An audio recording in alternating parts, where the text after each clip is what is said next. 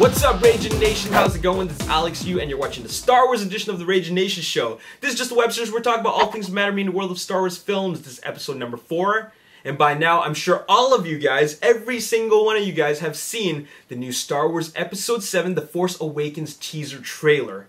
It was awesome. It was beyond awesome. It was the highlight of my weekend. And I've done a review for it, I've done a reaction for it, and what we're going to talk about in this episode is a little bit of a further analysis, because the teaser trailer came out on a Friday, and I'm glad it came out on a Friday because we could spend the entire weekend talking about it. And what I did was that I met up with a couple of friends. We were talking about the Star Wars Episode 7 teaser trailer over some drinks, and they brought up some things that I never thought about. And they really analyzed this teaser trailer just like I analyzed the teaser trailer, but there was just a lot more to talk about. And we were discussing about some of the things that took place, and turns out that a lot of the things that take place in the teaser trailer is really quite controversial. In fact, the teaser trailer is controversial as a whole, just because when you're talking about Star Wars fans, they're really quite divided, okay? There are the ones who only like the original trilogy, and they don't want anything to change that up, whether it be sequels or prequels or just like continuing the story with a different vision. They don't want that. They only like the original trilogy. And then there's the open-minded fans who love the idea of change, okay? That's me. That's me right here. Because I love seeing the universe evolve. As long as you stay and keep the essence of the originals, then that's all that matters, okay? So there's a lot of back and forth nerd banter going on, and there's a lot of things that some of the fans are accepting, but there's some of the things in the teaser trailer that some of the fans aren't accepting. So anyways, let's talk about it. Let's talk about it. Let's go into a little bit more depth, and let's see what we can talk about. So first of all, let's just go back and talk about these shots. I'm going to talk about every single one of these shots all over again, but I'm going to discuss and expand upon some of the things that I didn't cover on the previous episode of the Star Wars Edition Ragin Nation show. So, of course, we start off in Tatooine, and the reason why I was startled was because I didn't expect someone to pop up like that. That just really, like, freaked me out. But not only didn't I not expect someone to pop up, I didn't expect a black stormtrooper to pop up, okay? Now here's the thing, okay? I've never seen a black stormtrooper in my entire life, okay? You just have never ever seen it, okay? Now we've seen that Jango Fett is a South American clone trooper, or at least he's not a South American clone trooper. He is a South American actor who was playing a bounty hunter named Jango Fett. Okay, I think that's the only time where we've seen diversity in the troopers. Okay, so to have a black stormtrooper pop up, that was totally unexpected. It startled me just because, like, I didn't expect anybody to pop up at all, okay? But now we're seeing a black stormtrooper, and apparently this is an actor named John Boyega. I've never heard of him. I don't know what role he plays in the movie. I don't read up on a lot of that stuff, okay? I only look at the more official news, okay? And sometimes I look at the rumors, but I don't really look up, like, I don't go into researching about, like, digging into behind the scenes just because I don't want to spoil too much about it. So I really don't know how big John Boyega's role is in the movie. Okay, all I know is that he wakes up, he's all sweating, and it looks like he woke up, as in he was out, as in he was lying down and he was out, and then he just pops up all sweating, like, where the heck am I? So he's in disguise. Okay, I don't believe that he's an Imperial stormtrooper. He is a rebel in disguise. That's what I think, along with a lot of other people. Okay, because if you look at the way he reacts, his emotions, you can tell that something is not right. Okay, it's kind of like how Han and Luke dressed up as, cosplayed as. They didn't cosplay.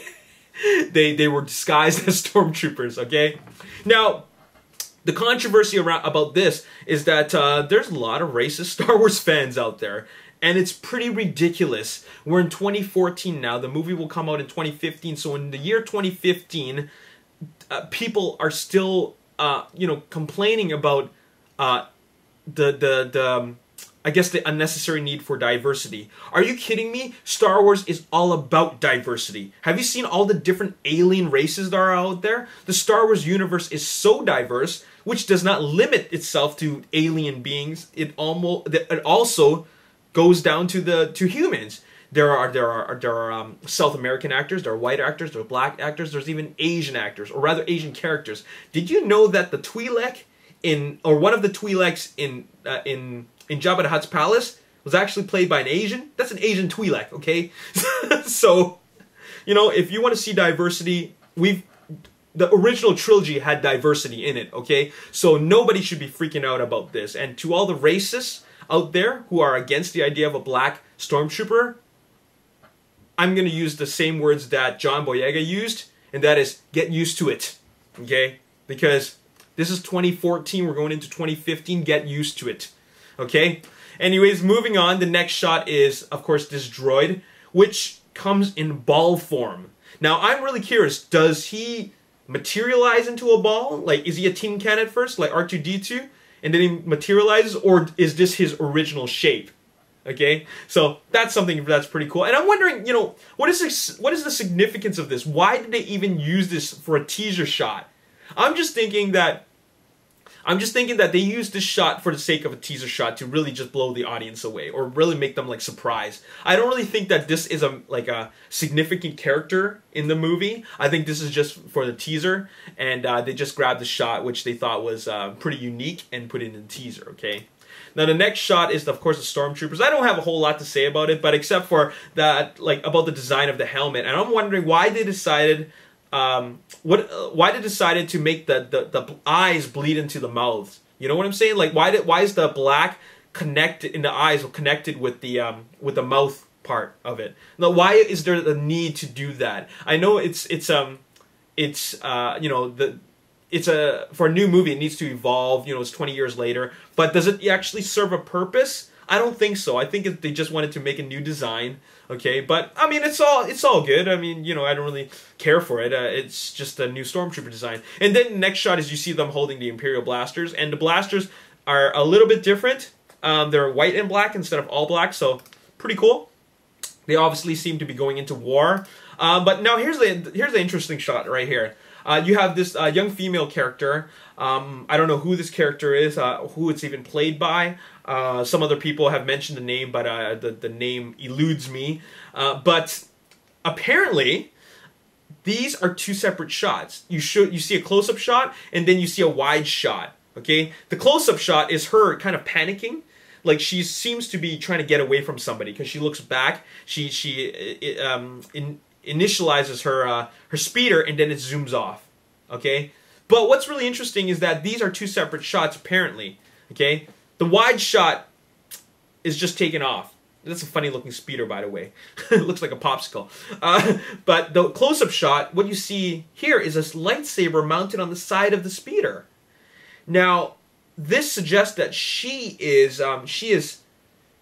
trained in the Jedi arts of swordsmanship. You know, using a lightsaber, right? Because like she owns it for a reason. Maybe she took it from somebody. I don't know. Maybe she's not even a Jedi. Maybe she's like a I don't know, like somebody who just takes stuff from people. But anyways, I just wanted to point out the fact that these are two separate shots, and she does have a lightsaber. One that kind of looks like Darth Maul's lightsaber, but I'm sure it's not. But anyways, it's a lightsaber mounted on the side of her speeder. Okay? Now, apparently this actor here, this rebel pilot, is Oscar Isaac. Okay, I only started to get to know Oscar Isaac after they announced that Oscar Isaac was going to be playing Apocalypse in X-Men Apocalypse. Now I know what he looks like. Then I saw the trailer for a Most Violent Year, and so I know what Oscar Isaac looks like, and that looks like Oscar Isaac. Okay, now it looks like they have refined the uniform and helmet, or rather the helmet and the uniform of the rebel pilots. So that is pretty cool. And X-Wings on land. Pretty awesome concept. Now here's one of the most controversial parts, okay? I believe this is a Sith, and he's going through the forest. It's kind of staggering. Now I'm only saying that he's a Sith mainly because you see a red lightsaber. They've used red lightsabers, okay? Now here's the most controversial part, and they're calling it like this lightsaber that he uses, it has a bunch of different names that fans made up. Cross saber, tri lightsaber, a T saber, the cross blade. All right, but whatever name you want to call it, I'll just call it a T saber for now. But anyways, this T saber, the reason why it has a lot of controversy right now is because it's very impractical. The way that there's two little tiny lightsabers that come out on the sides is very, very impractical. You have to be such an amazing swordsman to be able to use it without hurting yourself. Okay, now let's not look at it as a lightsaber. Okay.